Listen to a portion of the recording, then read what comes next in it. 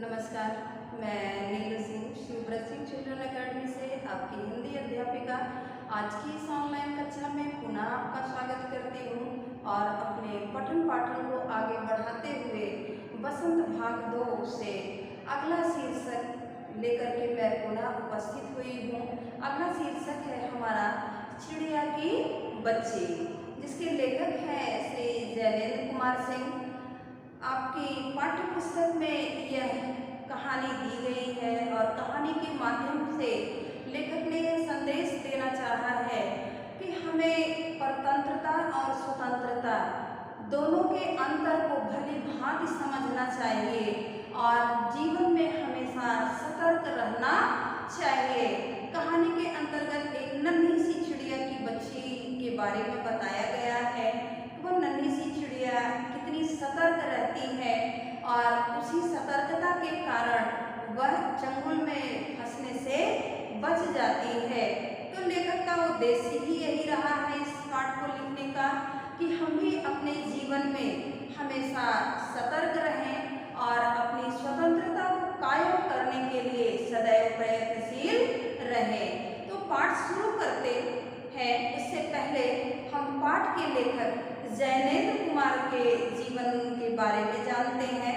तो सबसे पहले हम लेखक के संक्षिप्त जीवन परिचय के बारे में जानते हैं।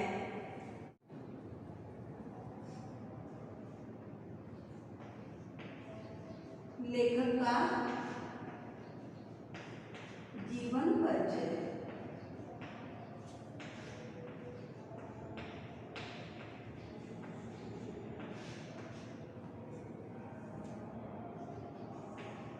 इनका जन्म हुआ है 2 जनवरी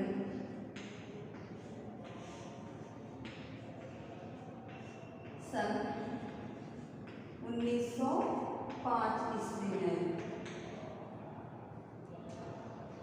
इनका जन्म स्थान है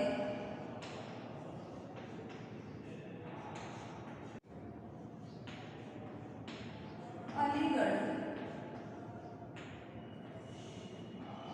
के कौड़ियागंज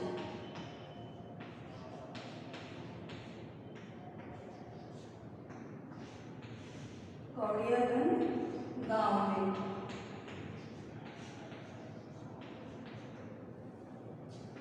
इनकी मृत्यु हुई है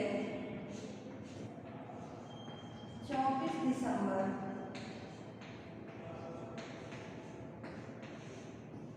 सन 1988 ईस्वी में। इनकी कुछ प्रमुख रचनाएं हैं जिसमें कहानी है फांसी,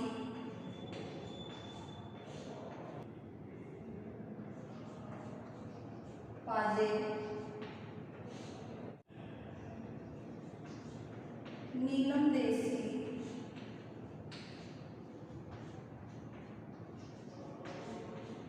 राजकन्या, 2 चिड़िया,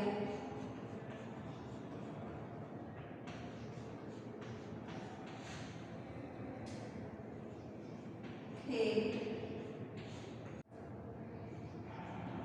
जैसन, एक रात, वातायन,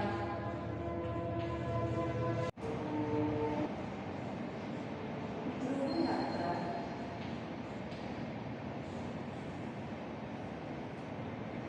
उपन्यास लेखन,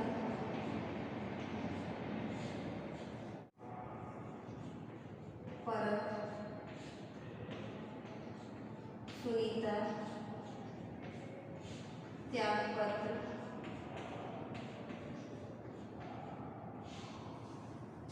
निबंध लेखन,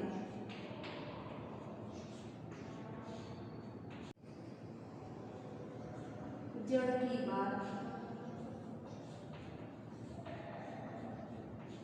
मंथन,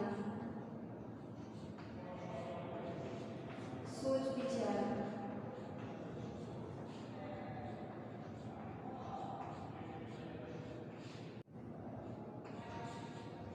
भोजन आदि। इनकी विशेषता है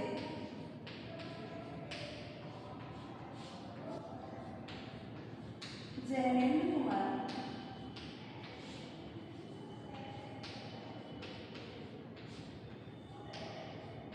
उन कहानीकारों में से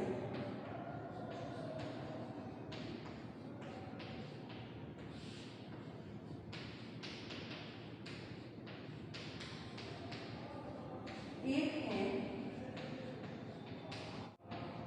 जिन्होंने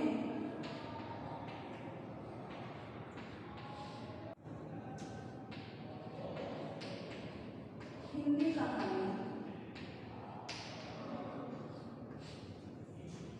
के प्रारंभिक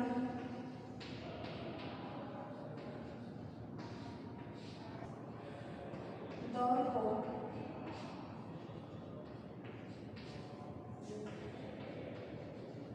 एक नई दिशा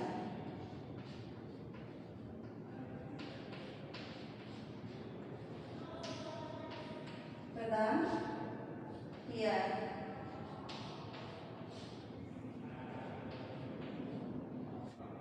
यह पाठ के लेखक श्री जैनेन्द्र कुमार का संक्षिप्त जीवन परिचय है कि उनका जन्म 2 जनवरी सन 1905 ईस्वी में हुआ था।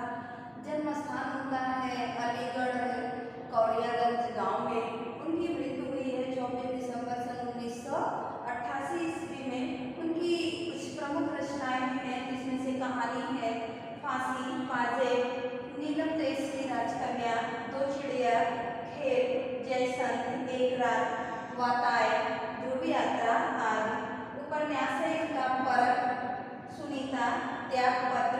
निबंध है इनका जड़ की बात, मंथन, सोच विचार, पूर्वोदय आदि। और विशेष बात इनकी जो रही है जैनेन्द्र कुमार जी की कि जैनेन्द्र कुमार उन कहानीकारों में से एक हैं जिन्होंने हिंदी कहानी के प्रारंभिक दौर को एक नई दिशा प्रदान किया है। यानी सर्वश्रेष्ठ कहानीकारों में इनका नाम गिना जाता है, अग्रणी है। कहानीकार के संक्षिप्त जीवन परिचय के उपरांत हम चलते हैं पाठ के सारांश और उसमें आए हुए कठिन शब्दों के अर्थ पर। पाठ का सारांश।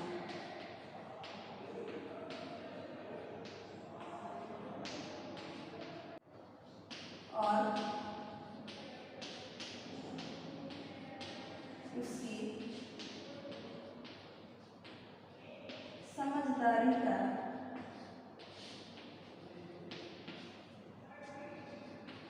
वर्णन किया गया है।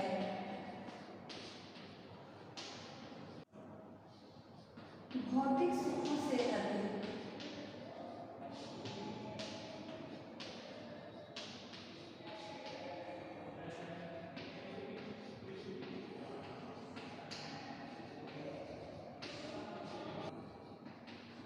स्वतंत्रता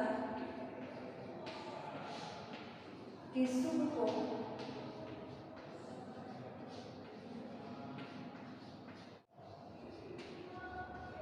महत्व दिया गया है।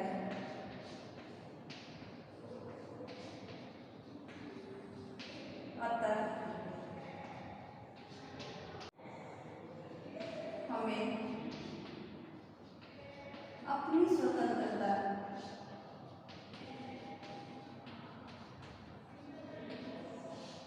को बनाए रखने के लिए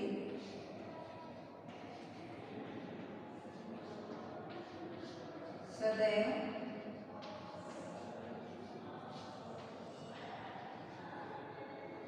प्रयत्नशील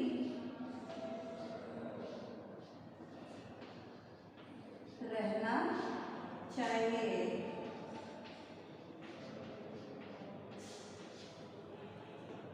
ये तो पाठ का सारांश है कि पूरे कहानी में लेखक ने क्या बताने का प्रयास किया है, यानी कहानी से हमको क्या शिक्षा मिलती है। तो इस कहानी में एक नन्ही चिड़िया की सतर्कता और उसकी समझदारी का वर्णन किया गया है।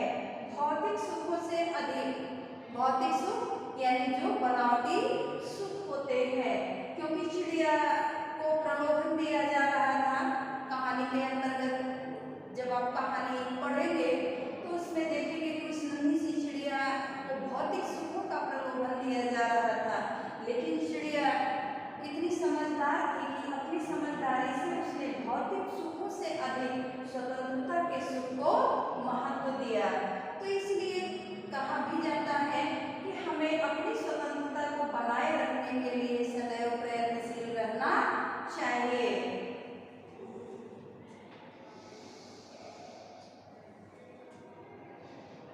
शब्दार्थ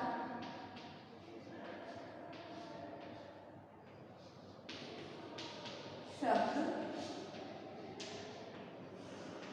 अर्थ। सुहावना यानी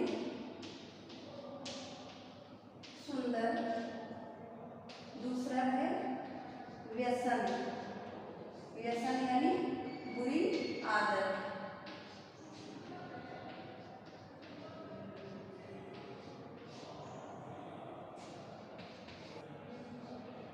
अभिरुचि,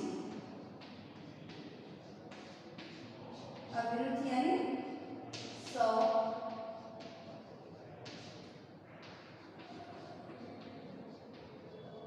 निहारता यानी देखना।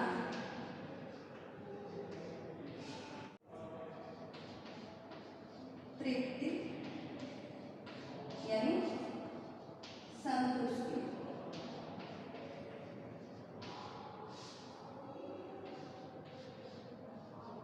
श्याम, श्याम मतलब काला।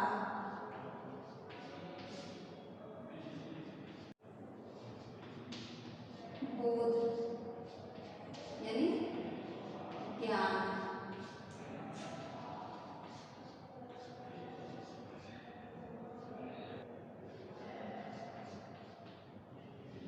सांझ यानी शाम, ये तद्भव शब्द है। सांझ यानी शाम।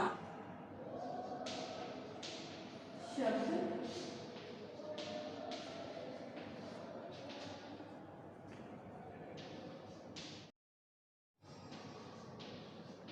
विनोद, चर्चा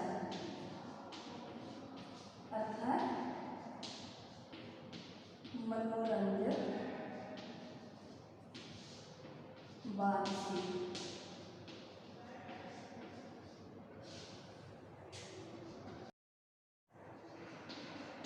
अनजान यानी न जानने वाली।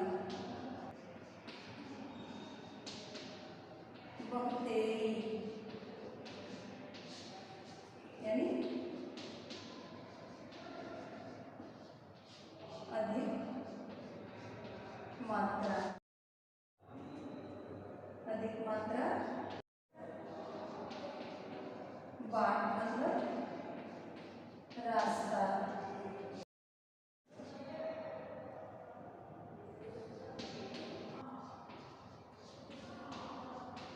वीरान यानी सुनसान।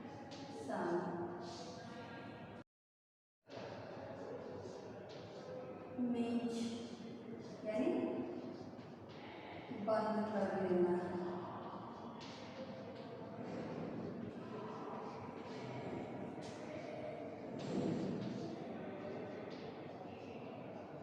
स्पर्श यानी छूना।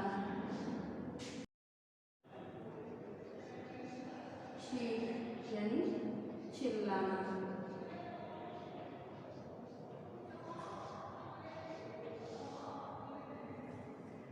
ये तो पाठ में आए हुए कठिन शब्दों के अर्थ है कि जैसे सुहावना का अर्थ है सुंदर, व्यसन का अर्थ है बुरी आदतें, अभिरुचि का अर्थ है शौक, निहारता का अर्थ है देखना, तृप्ति का अर्थ है संतुष्ट, श्याम का मतलब है काला, बोध का अर्थ है ज्ञान, सांस का अर्थ है शाम, विनोद चर्चा यानी मनोरंजन जो बातचीत की जाती है उसे कहते हैं विनोद चर्चा। विनोद मतलब होता है हंसी।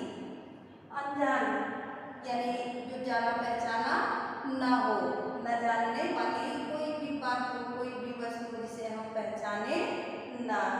बहुतेरी यानी अधिक मात्रा में या ज्यादा। बाट मतलब है रास्ता या राह। वीरान का मतलब है सुनसान। मीच का मतलब है बंद कर लेना, जैसे आंखें मीच लेना यानी आंखों को बंद कर लेना। स्पर्श का मतलब है छूना और चीख का मतलब है चिल्लाना। तो इस पाठ के अंतर्गत पाठ का सारांश आपको लिखाया मैंने कि उसमें एक पाठ के सारांश में एक नन्ही सी चिड़िया की सतर्कता और उसकी समझदारी के बारे में बताया गया है। एक सेठ है जो अपने उस विशाल या आलीशान अकेले रहते हैं। एक नन्ही सी चिड़िया एक दिन उनके बगीचे में आकर के बैठ जाती है। तो उसी चिड़िया की कहानी को जयनेंद्र कुमार जी ने इस तरह से पाठ के अंतर्गत लिखा है कि उसमें ऐसी शिक्षाएं आपको मिलेंगी आप कहानी को जब पढ़ेंगे कि हमें हमेशा हर कदम पर सतर्क रहने की आवश्यकता क्यों पड़ती है। इसकी जानकारी आपको कहानी पढ़ने से ही मिलेगी, क्योंकि वह अगर नन्ही सी चिड़िया की बच्ची सतर्क न रही होती तो शायद उसकी आज़ादी जो थी वो छिन जाती, वह स्वतंत्र नहीं रह पाती। तो स्वतंत्रता को बनाए रखने के लिए भी हमें सतर्क रहने की आवश्यकता होती है। कहानी चिड़िया की बच्ची जयनेंद्र कुमार की एक मनोवैज्ञानिक कहानी है जिसमें उन्होंने भौतिक सुखों से ज़्यादा स्वतंत्रता और माँ की गोद को प्राथमिकता दी है, महत्व दिया है। कहानी की चर्चा एक नन्ही सी चिड़िया की बच्ची की है। कहानी जब हम आपको पढ़ाएंगे बताएंगे तो आपको पता चलेगा कि जीवन में भौतिक सुखों का ज़्यादा महत्व है या स्वतंत्रता का महत्व है, उसके साथ साथ माँ के प्यार का महत्व ज़्यादा है। तो कहानी जो पूरे पाठ की है, पाठ का जो सारांश कहानी का है, कहानी में जो निम्नलिखित बिंदु हैं जिसके द्वारा कहानी के सारांश को आप आसानी से समझ सकते हैं।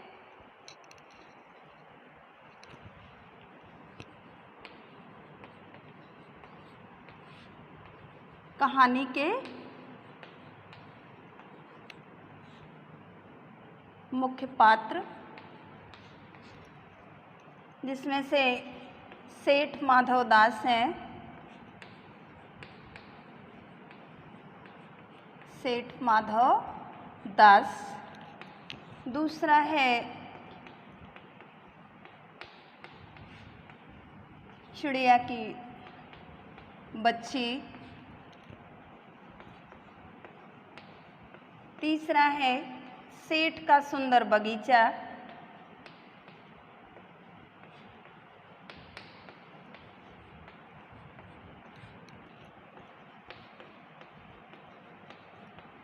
सेठ का नौकर।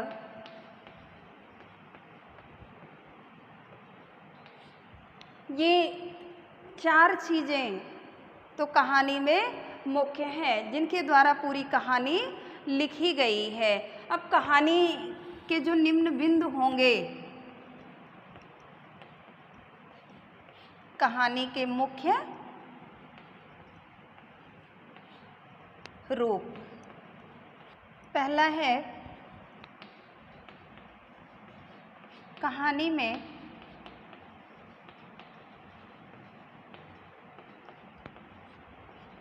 माधव दास का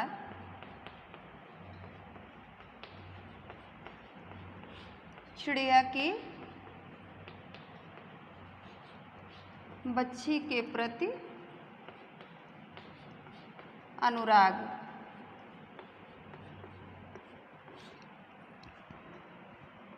दूसरा है भौतिक सुखों की अपेक्षा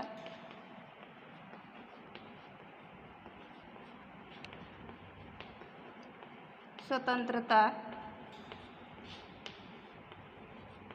तथा माँ की गोद का महत्व। तीसरा है अपने प्रत्येक मनोवांछित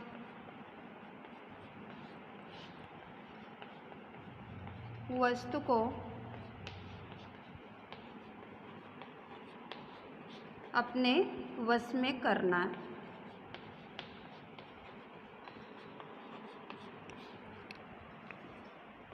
चौथा, मनुष्य की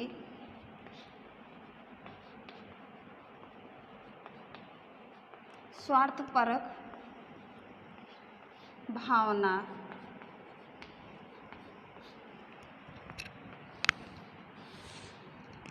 पांचवा है प्राकृतिक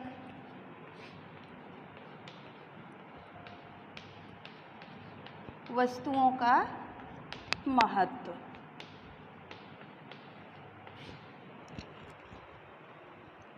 ये कुछ मुख्य रूप ऐसे हैं पाठ के अंतर्गत जिनके द्वारा कहानी का सारांश आपको और भी बेहतर तरीके से समझ में आ जाएगा। अब कहानी में सेठ माधव दास हैं, चिड़िया की बच्ची है, सेठ का सुंदर बागीचा है और सेठ का नौकर है। इन्हीं इतने चार के बीच में कहानी घूमती रहती है और इन चारों के बीच में हमें कहानी का जो मुख्य रूप दिखाई देता है कि कहानी में माधव दास का चिड़िया के बच्ची के प्रति जो आकर्षण होता है, जो अनुराग उत्पन्न होता है, भौतिक सुखों की अपेक्षा चिड़िया की बच्ची स्वतंत्रता तथा माँ के गोद को महत्व कैसे किस तरह से देती है, उसको किस तरह से भौतिक सुखों की प्राप्ति होती है जिसे वो मना करती है। और सेठ माधव दास भाई नगर का प्रतिष्ठित और सम्मानित व्यक्ति था, तो वो अपनी प्रत्येक मनवांछित वस्तु को अपने बस में करने के लिए लालायित रहता था और प्रयत्न भी करता था। भाई उसके पास धन संपदा किसी चीज़ की कमी नहीं थी। और इस कहानी के द्वारा मनुष्य की स्वार्थपरक भावना का भी जैनेंद्र कुमार ने चित्रण किया है, क्योंकि कहानीकारों में, मनोवैज्ञानिक कहानीकारों में उनका नाम जो है जैनेंद्र कुमार का, वो स्वर्ण अक्षरों में लिखा गया है, क्योंकि वो मन का विज्ञान पढ़ करके ही कहानी की रचना किया करते थे। कहा जाता है कि वो मन का विज्ञान पढ़ते थे, वो मन का विज्ञान पढ़ते थे। तो जैनेंद्र कुमार ने इस कहानी में प्रलोभन, स्वतंत्रता, माँ का प्यार या अपनी इच्छित वस्तु की प्राप्ति के उपाय, सारी चीज़ों का वर्णन इस कहानी में उन्होंने किया है। सेठ माधव दास जो है वो नगर का एक प्रतिष्ठित धनी संपन्न व्यक्ति है, लेकिन सब कुछ रहते हुए, सारे संसाधन उसके पास मौजूद हैं, फिर भी उसका मन जो है वो खाली खाली रहता है। तो इन्हीं मुख्य बिंदुओं के आधार पे कहानी के भाव की चर्चा हम अगले वीडियो में करेंगे। आज की इस वीडियो में आप लेखक जैनेंद्र कुमार का संक्षिप्त जीवन परिचय, पाठ का सारांश और पाठ में आए हुए कठिन शब्दों के अर्थ को जानेंगे। और इन बिंदुओं को आप अच्छे से पढ़ लीजिएगा कि इन्हीं बिंदुओं के आधार पर कहानी का भाव आपको हम अगले वीडियो में बताएंगे। और अगले वीडियो में हम कहानी के भाव के साथ पुनः आपसे मिलेंगे। तब तक के लिए धन्यवाद।